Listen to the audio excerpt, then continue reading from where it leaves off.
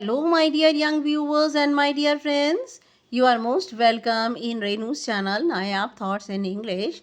And how are you? I hope you all will be fine. आपकी new classes शुरू हो गई होंगी और अभी आप लोगों ने बुक खोली भी नहीं होगी, तो बुक को प्लीज़ खोल लीजिए, क्योंकि ये स्टडी करना थ्रू आउट 10th में आप स्टडी करेंगे तो it will be easy for you to get the marks and 75 plus आपकी इजीली आ जाएंगे। ऐसा नहीं है। और हर एक मैटर को बहुत माइन्यूटली अचीव करते रहेंगे और बहुत ध्यान से वीडियोस को देखते रहेंगे तो you will get up to 80% in English. Okay now today we are going to discuss class 10th English.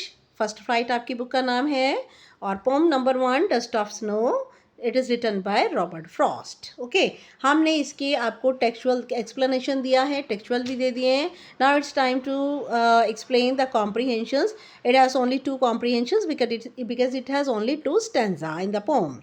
Now stanza number 1, the way a crow Shuk down on me, जिस तरीके से कोए ने पेड़ को हिलाकर मेरे ऊपर गिराया। द डस्ट ऑफ स्नो, मेरे ऊपर क्या गिराया? बर्फ़ की कण, धूल धूल गिराए। From a hemlock tree, hemlock के पेड़ से। तो यहाँ पर क्रो और हेमलॉक दोनों ही इनऑस्पिशियस हैं, दोनों के दोनों ही अशुभ हैं। लेकिन फिर भी जो पोइट नीचे बैठा हुआ है, कैसे पोइट के ऊपर जब गिराया तो पोइट को नाराज़गी होनी चाहिए थी और पोइट को बहुत डिसअपॉइंटमेंट होना चाहिए था, लेकिन ऐसा नहीं हुआ। क्या हुआ फिर? Why does the poet call it a dust of snow? Poet इसे डस्ट ऑफ स्नो क्यों कहता है? पोइट इसे डस्ट ऑफ स्नो इसलिए कहता है because it's particles were just like dust, क्योंकि इसके जो पार्टिकल्स हैं वो बिल्कुल धूल की तरह हैं। What does the dust of snow represent? Dust of snow क्या प्रदर्शित करता है? Dust of snow represent healing power of nature. Dust of snow दिखाता है प्रकृति की हमें ठीक कर देने वाली ताकत, प्रकृति की हमें हील कर देनी, बीमारी से या परेशानियों से, डिप्रेशन से, सैडनेस से, वुंड से हमें हील करने की ताकत जो है ये दिखाती है। The crow and the hemlock tree symbolize, crow और हेमलॉक ट्री किसका प्रतीक है? इट सिंबलाइजेस डेथ, ये दोनों के दोनों डेथ का, डिप्रेशन का, सैडनेस का जो है वो प्रतीक है। What is the state of mind of the poet? Poet की दिमाग की दशा क्या थी? The poet is sad and depressed when he was sitting before the incident. Incident का मतलब इस घटना से पहले। कौन सी घटना? जो कि क्रो ने शुक करके पेड़ को हिला करके उसके सिर पर dust of particles, dust of snow गिराया। उससे पहले जो पोइट था जब बैठा था तो वो बहुत ही सैड था और डिप्रेस था। What is the rhyme scheme of the stanza? Is rhyme scheme and stanza की have already discussed the rhyme scheme in my explanation.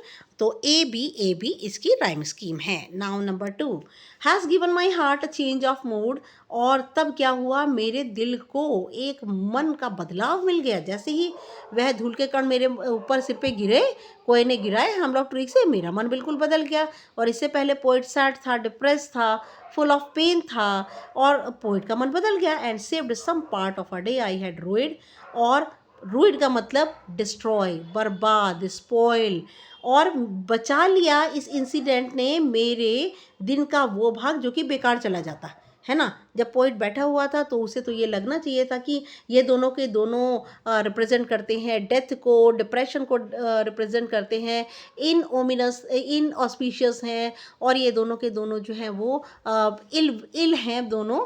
तो लेकिन उन दोनों ने मिल कर के, जो कि दोनों इन ऑस्पिशियस है, सिंबल ऑफ डेथ है, सिंबल ऑफ डिप्रेशन है, इन दोनों ने मिल करके पोइट का बचे हुआ जो दिन था उसको अच्छा करा दिया। Now poet he feels better. Okay, ये दोनों के दोनों जो कि इनऑस्पिशियस हैं, दोनों के दोनों ऐसे हैं कि जिनको, क्रो को अगर हम देख लेते हैं तो लगता है कि that it is a symbol of death. Okay, now what has given the poet a change of mood? किस चीज़ ने पोइट के मन को बदलाव दिया? A crow Shuk down a dust of snow from the hemlock tree, एक कोए ने हिला करके पेड़ की शाखा, हेमलॉक की शाखा हिला करके और डस्ट के पार्टिकल्स पोइट के ऊपर गिरा दिए। How was the poets mood before this? Poet का जो मूड था इससे पहले कैसा था? The poet was depressed and sad, इससे पहले जो पोइट था वो डिप्रेस था, पूरी तरह से दुखी था, मन में उसके तनाव था। What change of mood comes over the poet, कौन से बदलाव जो है उसका मन में, पोइट के मन में होता है। ही becomes joyful hopeful and happy, poet जो है खुश हो जाता है, उम्मीदों से भर जाता है और बहुत ही ज़्यादा आनंदित हो जाता है।